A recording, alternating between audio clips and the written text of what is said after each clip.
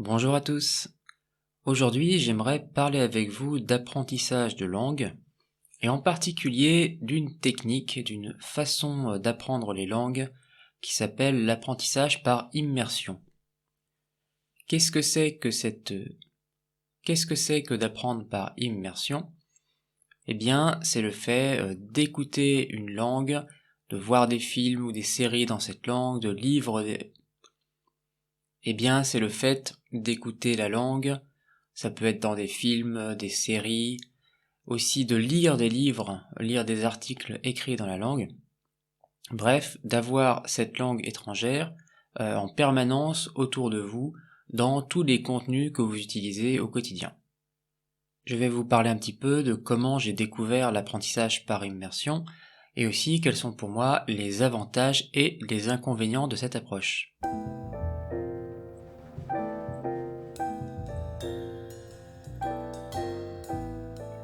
Pour commencer, voyons comment j'ai découvert l'immersion. L'apprentissage par immersion, on pense tout de suite au fait d'aller dans le pays étranger, dans le pays dans lequel la langue est parlée, pour s'immerger dans la langue. C'est une immersion physique en quelque sorte. Et bien sûr, c'est quelque chose qui est très efficace, que beaucoup de gens utilisent, mais il n'est pas toujours facile de le faire, simplement parce que vous n'avez peut-être pas les moyens de voyager dans ce pays-là ou de vivre dans le pays pendant un certain temps. Pour plein de raisons, c'est pas forcément quelque chose de très facile à faire, mais il y a une autre façon de s'immerger, et pour moi, c'est une sorte d'immersion virtuelle.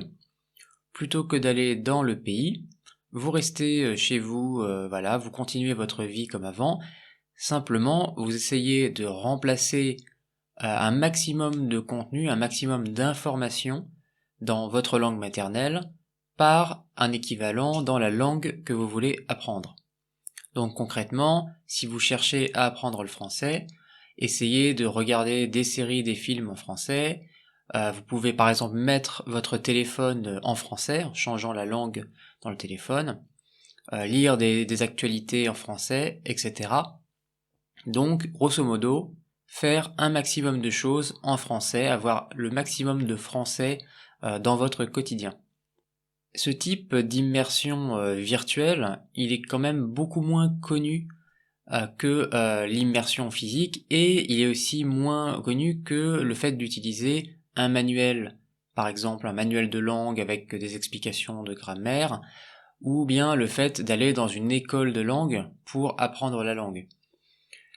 L'immersion, la particularité aussi, c'est que vous pouvez le faire chez vous en autodidacte, vous n'avez pas besoin d'un professeur pour le faire. Donc voilà, c'est une méthode qui est, on va dire, pas très traditionnelle si on compare aux méthodes qui sont le plus utilisées encore aujourd'hui pour apprendre une langue. J'ai découvert ce concept d'immersion virtuelle grâce à une méthode qui s'appelle MIA, Mass Immersion Approach. C'était il y a 2 ans, en 2020.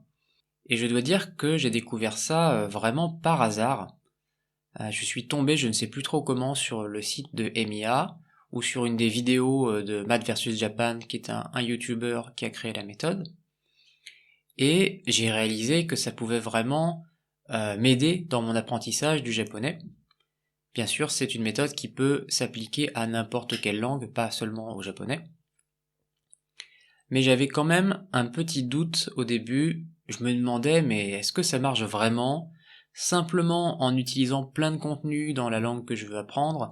Un peu comme par magie, je vais devenir capable de parler la langue couramment. Et ce qui est drôle, c'est que c'est exactement comme ça que j'ai développé un bon niveau en anglais. Parce que j'ai regardé beaucoup de séries américaines, j'ai joué à beaucoup de jeux vidéo qui étaient en anglais, donc j'ai eu beaucoup de contenus en anglais qui m'ont aidé à mieux comprendre cette langue. Dans tous les cas, je me suis dit pourquoi pas essayer et appliquer cette méthode. Et c'est quelque chose qui a vraiment beaucoup changé mon niveau en japonais, ça m'a beaucoup aidé à progresser dans la langue. Bien sûr, ce n'est pas une méthode parfaite qui va, comme par magie, vous transformer très rapidement. C'est quelque chose qui va de toute façon prendre du temps. J'aimerais vous présenter du coup quels sont les avantages, mais quels sont aussi les inconvénients que peuvent avoir cette approche par immersion. Commençons par voir les avantages.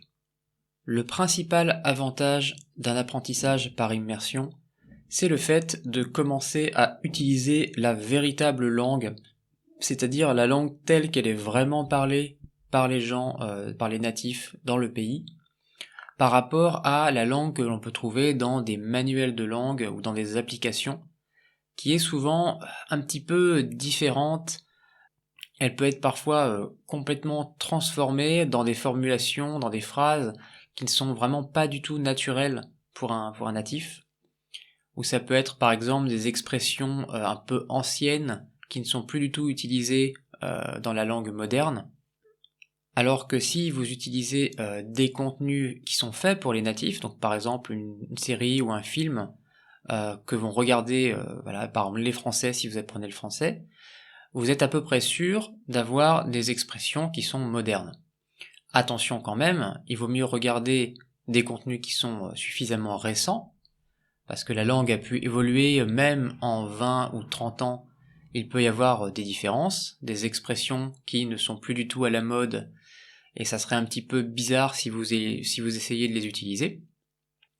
Et bien sûr, il faudra aussi éviter les contenus dans une période historique, par exemple une série ou un film sur le Moyen-Âge, vous allez avoir des expressions qui correspondent à cette époque. Et bien sûr, vous ne voulez pas utiliser ces expressions-là comme si c'était la langue moderne. Si vous faites attention à ces points-là, alors l'immersion va vraiment beaucoup vous aider pour développer une compréhension de la langue telle qu'elle est parlée actuellement dans le pays. Donc c'est quelque chose qui est très très utile pour progresser. Le deuxième avantage pour moi d'apprendre par immersion, c'est que vous allez aller chercher des contenus qui vous intéressent vraiment. Vous allez regarder une série parce que cette série vous intéresse, elle vous plaît bien, ou un film, vous allez lire un livre parce qu'il vous plaît, contrairement à par exemple un manuel de langue où vous êtes un petit peu obligé de le lire parce que il faut que vous compreniez la grammaire, il faut que vous compreniez du vocabulaire, et ce qui est dans le manuel n'est pas toujours très amusant, ça va peut-être pas correspondre à ce qui vous intéresse vous.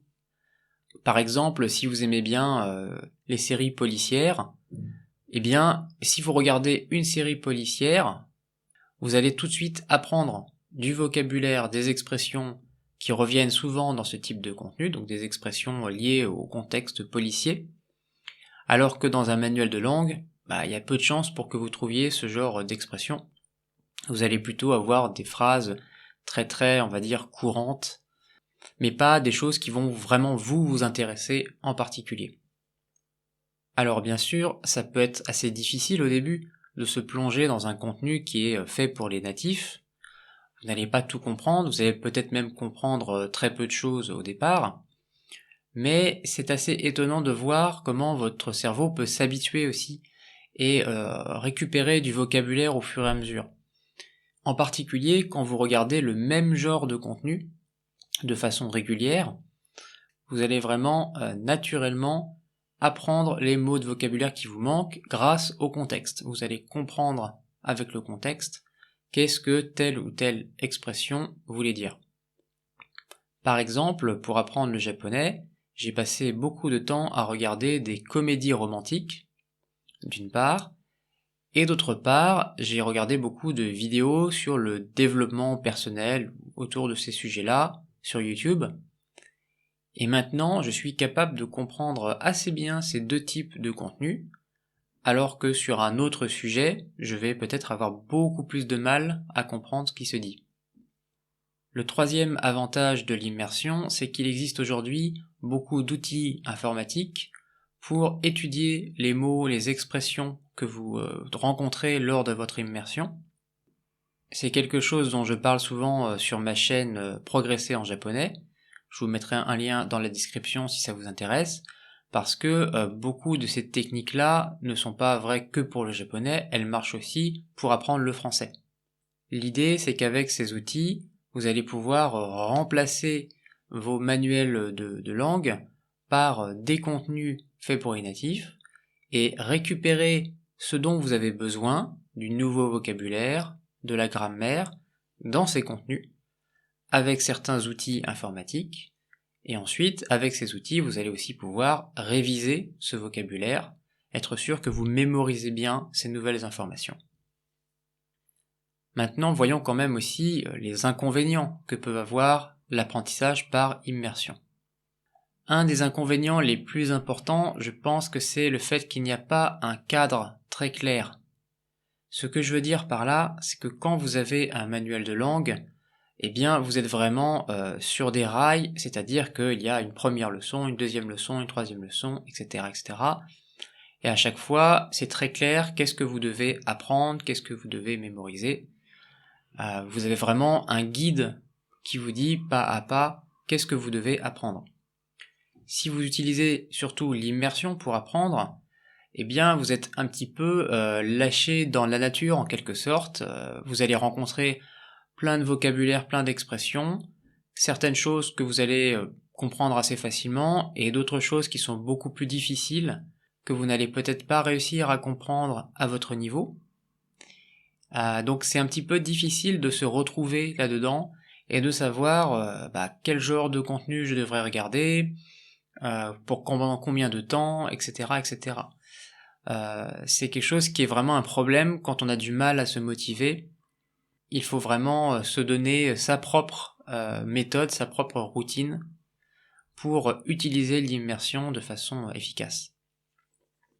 Un autre inconvénient, c'est qu'il va y avoir beaucoup de choses que vous n'allez pas comprendre ou que vous ne serez pas complètement sûr d'avoir compris. Parce que, bien sûr, c'est des contenus qui sont faits pour des natifs, des contenus qui sont difficiles si vous débutez dans la langue ou même si vous avez un niveau intermédiaire.